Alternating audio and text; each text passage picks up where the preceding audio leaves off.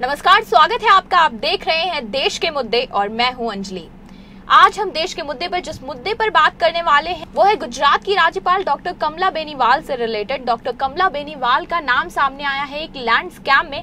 राजस्थान में उनके पास इस लैंड का जो अनाधिकृत तरीके से ये लैंड उन्होंने ले रखी है, 16 घंटे का एक किसान की तरह उन्होंने अपने आप को दर्शाया है कि एक फार्मर की तरह वो 16 घंटे काम करती हैं। इसी पर ये पूरे लैंड स्कैम का खुलासा हुआ है। 850 करोड़ का ये लैंड स्कैम जो है सामने आया है। इस मुद्दे पर आज हमारे साथ बात करने के लिए स्टूडियो में मौजूद हैं श्रीमती मीनाक्षी लेखी जी, जो कि एक सुप्रीम कोर्ट लॉयर है और साथ ही बीजेपी महिला मोर्चा की राष्ट्रीय उपाध्यक्षा भी हैं। मैम, बहुत बहुत स्वागत है आपका हमारे स्टूडियो में।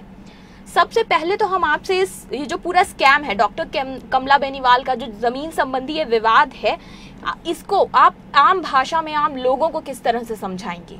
देखिए, ये सिलसिला शुरू हुआ 1953 के अंदर। 1953 में जो कृषि से मुखातिब किसान थे, उनको जिनके पास ज़मीन नहीं थी, उनको एक कोऑपरेटिव सोसाइटी बना के कुछ ज़मीन अलॉट की गई, जिसका नाम सहकारी किसान सहकारी समिति के नाम से, KSS के नाम से ज़मीन अलॉट की गई। और उस समय उसके खाली 11 मेंबर थे, फिर बढ़ के 16 हुए। और उसके बाद 1970 में डॉक्टर बेनीवाल जैसी व्यक्ति, जो कि उस समय मंत्री थी, वो भी इसका एक कोऑपरेटिव उसका हिस्सा बनी।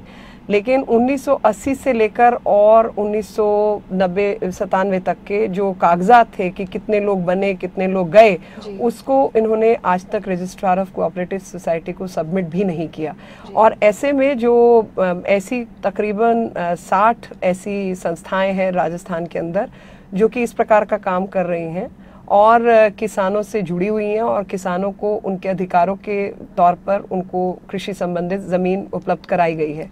लेकिन वो किस्सा यहाँ ख़त्म नहीं होता। जो 384 बीघे ज़मीन बीच जयपुर में कृषि के लिए ज़मीन के बिना वाले किसानों को दी गई थी, उसको इन्होंने 2011 में एक वो बन के एग्जीक्यूटिव मेंबर, जबकि ये सिटिंग राज्यपाल थी, गवर्नर थी गुजरात की, एग्जीक्यूटिव मेंबर ये उसकी अनअपोज्ड इलेक्टेड मेंबर हो गई। लेकिन उस इलेक्शन का इन्होंने आज तक रजिस्ट्रार ऑफ सोसाइटीज़ के आगे जैसे जाना चाहिए वो नहीं गए, वहाँ की परमिशन चाहिए वो नहीं किया। जितने बायलॉज हैं आज तक एक ही भी बायलॉज का इन्होंने पालन नहीं किया।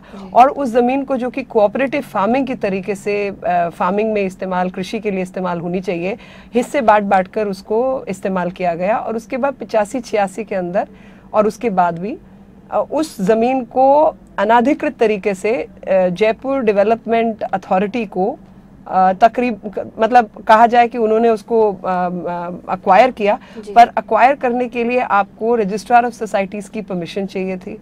किस रेट पे अक्वायर होगा उसके लिए आपको अप्रूवल चाहिए था। ऐसा कुछ भी काम नहीं किया और अवमानना करते हुए रजिस्ट्रार ऑफ सोसाइटी की तो 384 बीघा ज़मीन JMD को दे दी गई। और खाली दी नहीं गई, बदले में एवज में तकरीबन 1600 से 1800 गज के प्लॉट, 20% रेजिडेंशियल और 5% कमर्शियल प्लॉट उसके बदले में लिए गए, जो भी उसके मेंबर्स थे।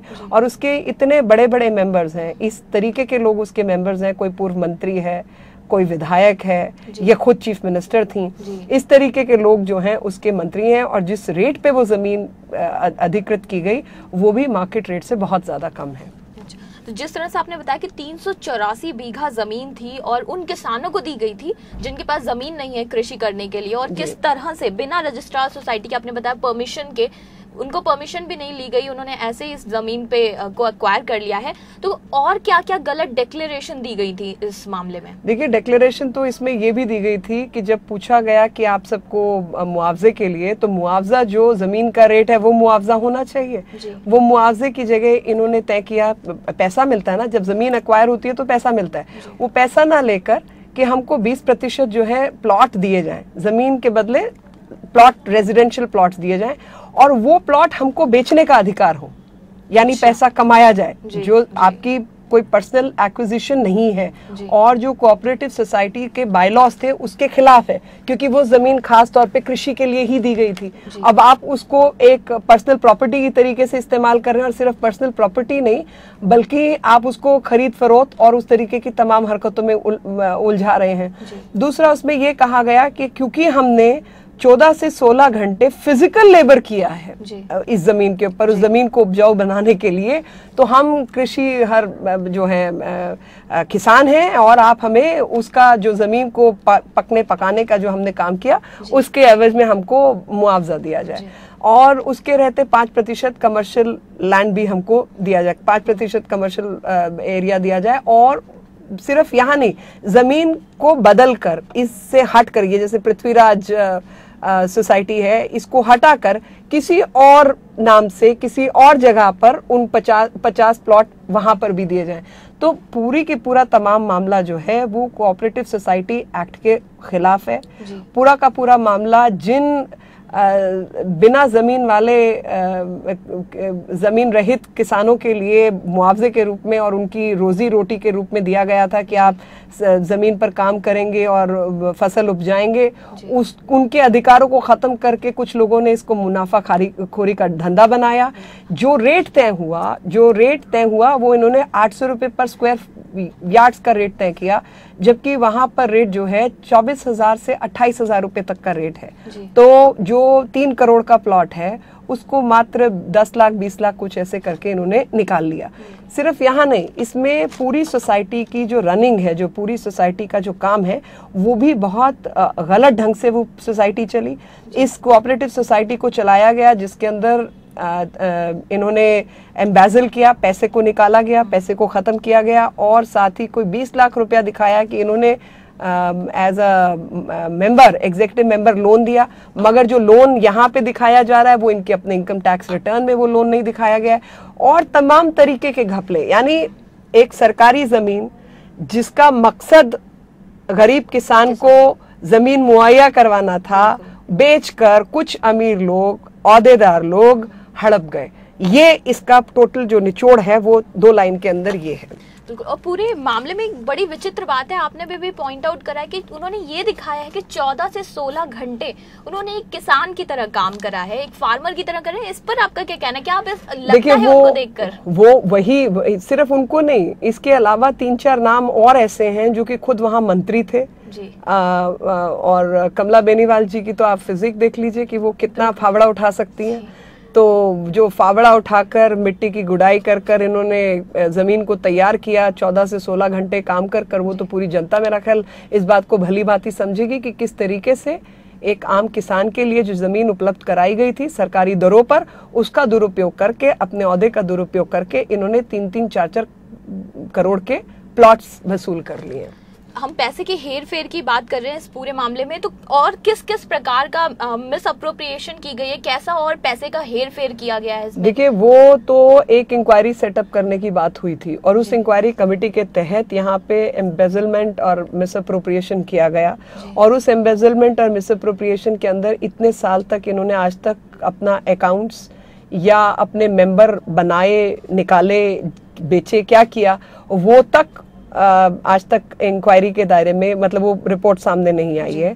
और दूसरा, जो जमीन थी वो कोऑपरेटिव फार्म, मतलब एक कंटिगुअस, एक लगातार फार्म के रूप में इसकी उपजाई बुआई होनी चाहिए थी, वहाँ पे प्लॉट्स कटे हुए थे, और सिर्फ प्लॉट्स नहीं कटे हुए थे, और हर आदमी अपनी इंडिविजुअल उसमें जो उसको करना था वो कर रहा था।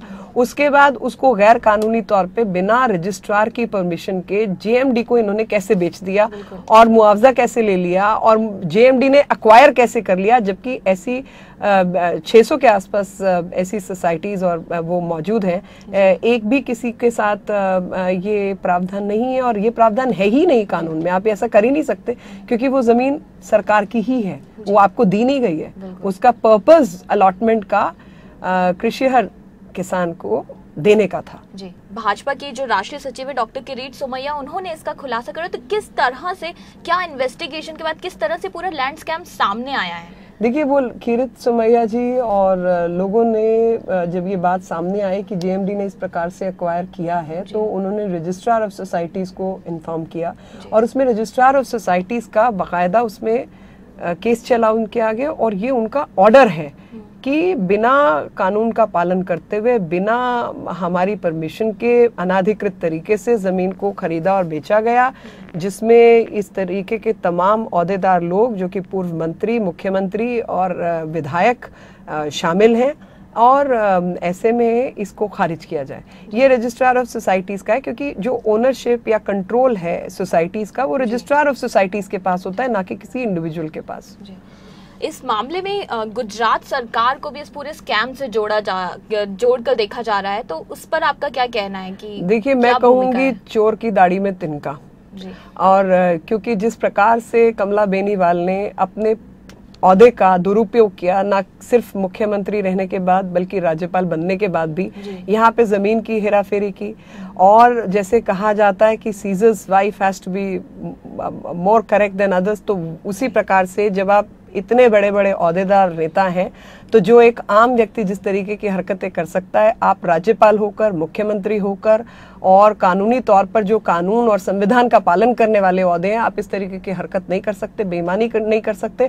और यहाँ तो ये लोग बैठे हैं जो कि देश के संविधान और जनता को, आम जनता के साथ धोखाधड़ी कर रहे हैं और उनके नाम पर पैसे बना रहे हैं। और जिस प्रकार गुजरात सरकार का नाम लेने वाली बात है, मैं यही कहूँगी कि इन्होंने अपने रंग लोकायुक्त के नियुक्ति के वक्त भी दिखाए और अब भी दिखाए हैं, तो इनके कैरेक्टर में कोई फर्क नहीं है। और गुजरात सरकार ने तो इनको नहीं कहा था कि आप जमीन बेचिए और खरीदिए और इस तरीके की तमाम बेईमानी कीजिए, और फिजूल में वो नाम जोड़ने वाली बात है।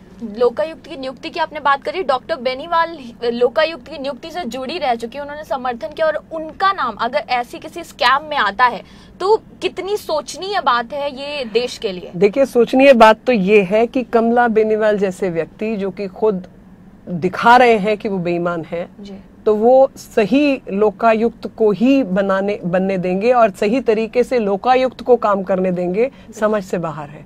तो जो अबव बोर्ड खुद नहीं है, जिनका खुद का कॉन्डक्ट सही नहीं है, वो लोगों को मशवरा और राय ना दे तो बेहतर है। कि जो खुद जिनका किसी ऐसे स्कैम में हाथ है और जो खुद साफ नहीं है, वो किसी और को मशवरा ना दे तो बेहतर है। किस तरह से ये पूरा स्कैम जो आपने हमें बताया कि एक मुनाफाखोरी का धंधा कह सकते हैं, मैंने आम जनता के साथ धोखाधड़ी कह सकते हैं, लूट, आम जनता के साथ लूट, बिल्कुल।